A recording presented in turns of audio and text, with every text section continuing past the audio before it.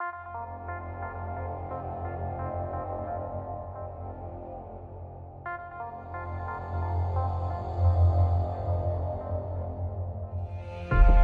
you have an idea, and Climbcon was an idea for me, and you walk out here and see it, and that is the best thing, I think, about being in our position, where you can have a dream and then you see it come true, and it makes all the stress worthwhile. So thank you very much for making my dream come true. And for those of you thinking, God damn, Mark Wright from The Only Way is Essex looks different, you haven't been to enough of my talks yet. I'd say 90% of the reason I put this conference on is because I've been in digital marketing for 9 years. I go to 4 meetings a day, and I've met some of the top business people in the country. The speakers that I have here today are the best I've met on that 9-year journey, because I sit in their boardrooms, I hear them speak, and I think, God, I wish everyone else could hear the knowledge that I'm getting from these people. Guys, without any further ado, please welcome Michael Howard. Most businesses need to make a profit. The goal is to make money. For you as the owners, for your shareholders if you have any. And what you do with that money is entirely up to you. It is your money. I think it sounds harsh, it's all about money. But if you don't make any money, you can't do anything. You can't look after your team. You can't reinvest, you can't rehire people. Money is the #1 goal of the business, and 10% net profit is a great place to start. Thank you very much.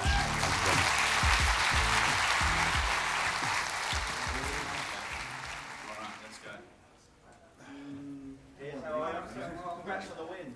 Which win? Oh, sorry. What do you mean, which win? Well, that's so many, man. I knew we had the right man.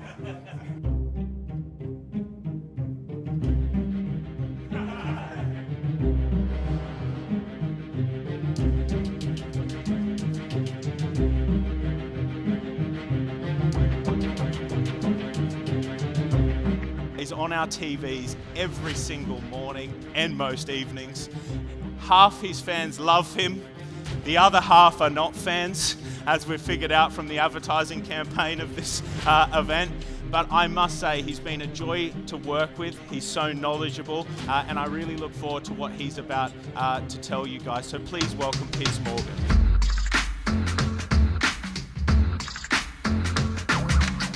When I went to CNN in America, they made me go on Twitter.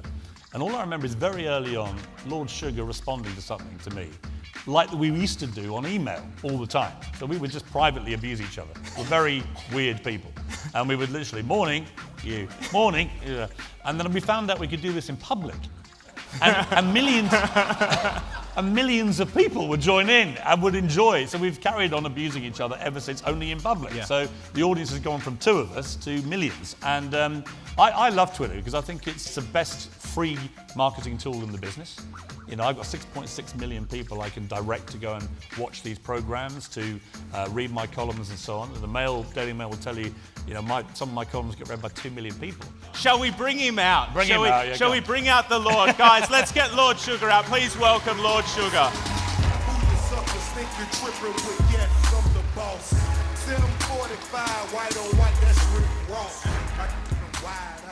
I want to ask you a question. Have you ever had any cosmetic procedure performed on your teeth? No. Oh! Now you If know I had, I'd tell you. Now you know you're a friend of Trump. I've had laser teeth whitening. Oh, right. Well, that's cosmetic. You have had plastic. Cosmetic. You have had plastic surgery plastic to remove involved. unsightly bags from under your eyes. There's no plastic. Right? And that is a fact. One of us has had plastic surgery. You've had laser and teeth if I'd had plastic Okay. surgery Did and you still get that looked like that, I'd laser demand my teeth money back. whitening? I mean, look at the best idea that there's been for the last 10 years, probably, arguably, is Instagram. Instagram's worth God knows how many billions now, right? What is Instagram? It's just a digital photo album. Would you have ever believed the value of something like Facebook, No. Twitter, Instagram, and all that stuff? It is. There is no product there. Yeah. There's no product, and it's the American investors that back these brainstorm ideas. Yeah. And that's the difference between the American culture and English culture. If some guys in Cambridge came up with Facebook in the past and would have said, we want to do this, they wouldn't have raised the money to do it here. Because these businesses don't make profits. They're all about the data and the turnover. I don't know what they do, to be honest with you. I think you'll join me in thanking Piers and Lord Sugar for giving up their time to come and speak to us today. Thank you very much. It went surprisingly well. You know, he was on better form than I expected. He almost made me laugh once or twice. But very good audience, very engaged audience. Obviously lots of business people come in to get good ideas about how to run their businesses, and I think that we probably gave them a bit of food for thought, and that's the main purpose of an event like this, is that the people who pay good money to be here go away and think, you know what, I learned something. And I think we did that, and hopefully we're entertaining at the same time.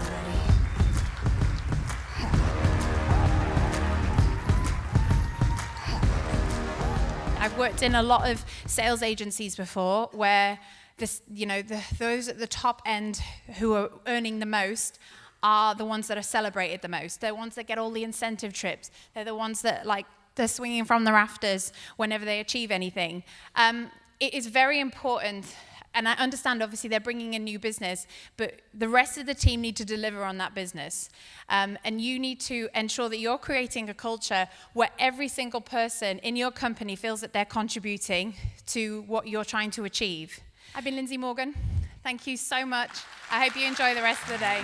Climbcon was absolutely amazing. The energy in the room was electric, and also really welcoming, really warming. When I walked on stage, I felt just welcomed immediately, and everyone was very encouraging, and you can see there's a lot of passionate business people in that room who want to learn about how to drive their business forward and how, to take it to the next level. Mark and the team have got something really golden here.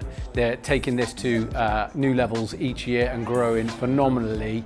They've got something, so jump on the coattails of them because they're clearly succeeding. So that's what I'm trying to do, is just follow the journey as the company grows, and with these conferences as well, the networking opportunities are outstanding.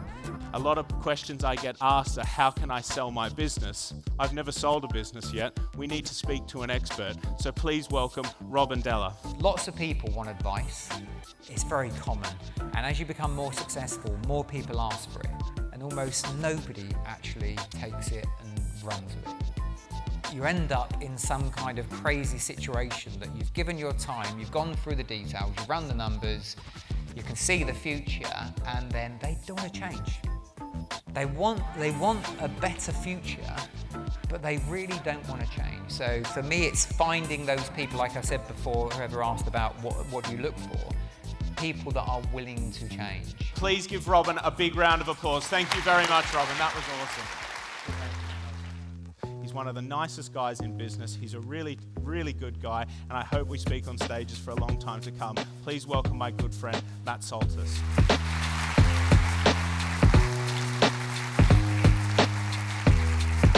Until we're sold on ourselves, we're not going to be able to add massive value to the marketplace. We can become a value-adding machine when we have something of value to exchange with others that solves a problem. And so when we align our highest values with that, we can suddenly start pouring the water, as Mark Cuban says. We can start operating at massive levels because we're energized. And until we are energized and operating at our true potential, we're doing a disservice versus where we can go. Please welcome my second favourite Apprentice winner, Sean Gavidan.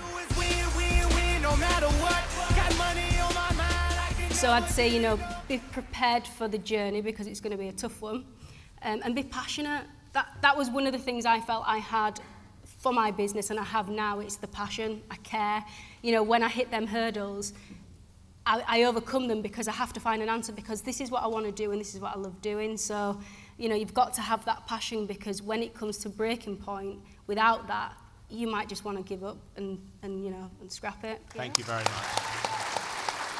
There was a great vibe in the audience. Everybody was really interested in me, in my business, in the show. Everybody wanted pictures, selfies. But do you know what? It's just great to be around entrepreneurs and people who are like me in a sense of, they're wanting to set up businesses or be successful in whatever it is they're doing. And I think it's important to have events like this where you can basically gather everyone up, network, meet people, and really get some really good information out of it. Today's been amazing, a dream come true. You know, as I said out on the stage, you know, it's surreal to have an idea, to have a vision, a dream, and then you walk out into your dream.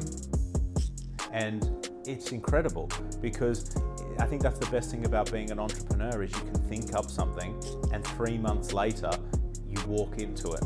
And I think I told that story out there because I want to inspire people that the stuff that you think, what you daydream about, that you think I can help someone with that, or I can create that.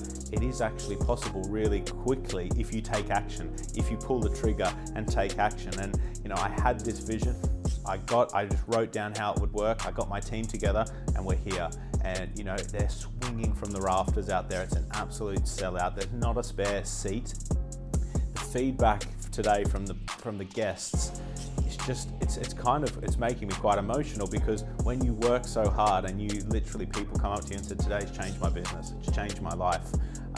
You know, you could have saved my business today. It's really helped my family. Stuff like that's, it's beyond business. It's beyond that. It's something on a humane level. You think, wow, it's not about the money. This is why I'm in business.